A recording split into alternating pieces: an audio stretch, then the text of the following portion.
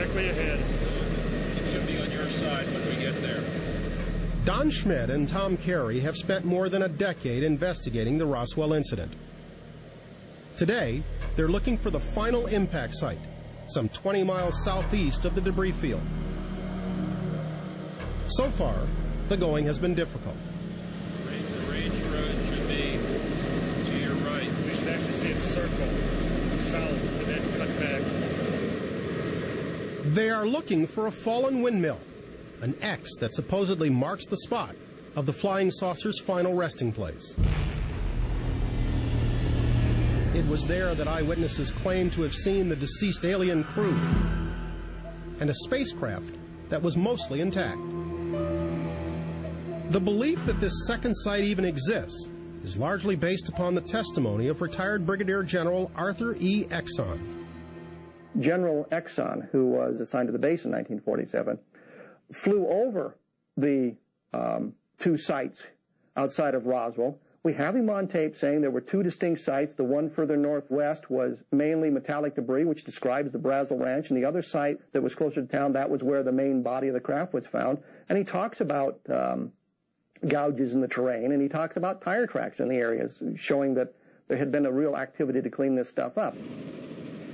55 years later, there are no tire tracks or visible gouges. Even the fallen windmill has proven elusive. With the sun rapidly setting in the west, Schmidt and Carey are forced to call off the search, but not before finding what looks like the remains of a fallen windmill. There's a draw just off to the But we have the general description of the terrain that all of the witnesses involved told us that the final impact site, the crash site, took place. We were specifically looking for the remains of a down wooden windmill, rare to the area, suggesting that it was one of the windmills that was very old.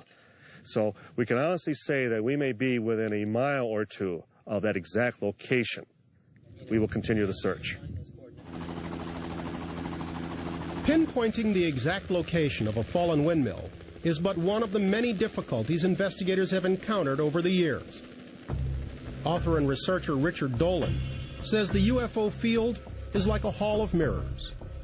You have real documents, you have fake documents, you have real claims, you have claims that can't be verified. Where is truth?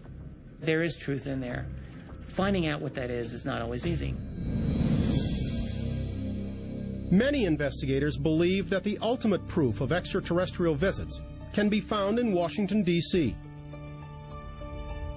Over the years, the government has released a number of documents that indicate they took the threats of UFOs very seriously. In the months following the Roswell event, high-ranking military officers like Colonel Howard McCoy waxed enthusiastic about UFOs in confidential memos. He says, you might be surprised to know that because of the excitement of last summer about the so-called flying saucers, we now have a project called SIGN looking into this. We have hundreds of sightings by very credible witnesses. We're very concerned about this, and I cannot tell you how much we wish one of these things would crash someplace where we could recover it. Project SIGN eventually became Project Blue Book, a government investigation of UFO sightings spanning more than 20 years. Even though Blue Book confirms 701 sightings that could not be explained, the program was shut down in 1969. Since the closing of Project Blue Book in 1969, the United States Air Force has issued fundamentally the same statement about UFOs. We undertook a 20-some-odd-year study of UFOs. We didn't find anything to be unusual or threatening the national security. Therefore, on the basis of that, we closed Project Blue Book and we don't investigate UFOs. That is the official truth, you might say. All cultures have an official truth, and all cultures have unofficial truths. It is that shadowy line between the official and unofficial truth that has led millions of Americans to believe that the government is not telling us everything it knows about UFOs. According to Washington, D.C. Attorney Daniel Sheehan, even the highest elected officials have been stonewalled in their search for life out there.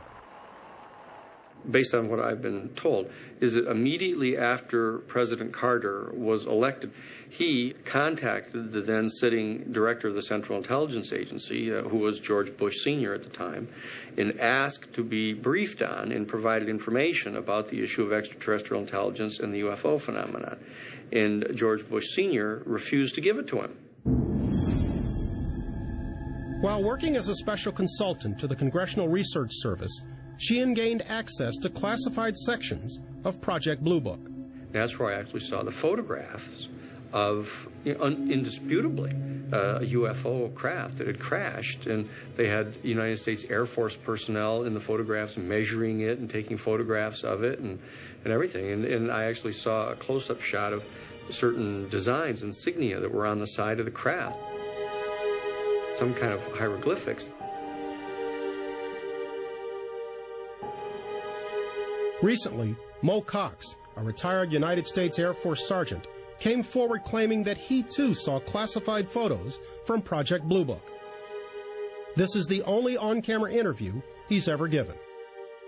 We were all top secret crypto cleared, and the information that we had in our heads would have been extremely valuable to foreign nations.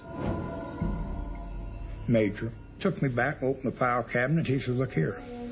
On the front of the drawer, it said Operation Blue Book." He said, "This might interest you." In big old thick photo, Roswell, 47.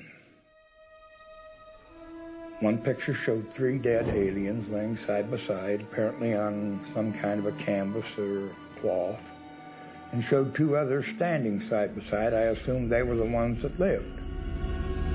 According to Cox, the file also contained photos of the crashed spacecraft.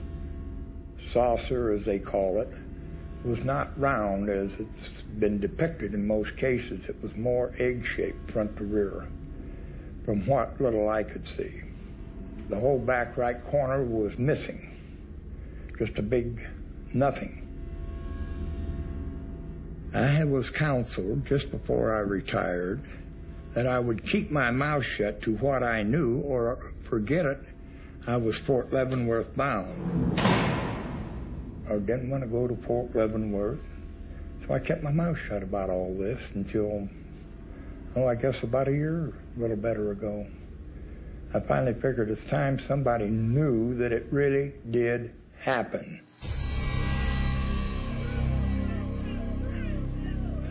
During the 1980s and 90s, investigators filed numerous Freedom of Information Act claims in an effort to have such information declassified.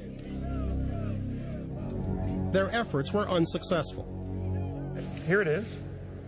Perfectly normal looking, top secret plus. You never see the plus. That's special compartmented information. We expected a little censorship, and, it's not too surprising that there's some blacked out stuff. But then it gets so darn heavy that it's truly laughable. You're telling me there's no cover-up? This isn't the documents, remember. This is the justification for withholding the documents. Somebody actually went through and measured this stuff, and it's 75% blacked out. Ironically, the government has rejected numerous Freedom of Information requests, citing national security concerns. This despite their earlier findings with Project Blue Book that UFOs pose no significant security threat.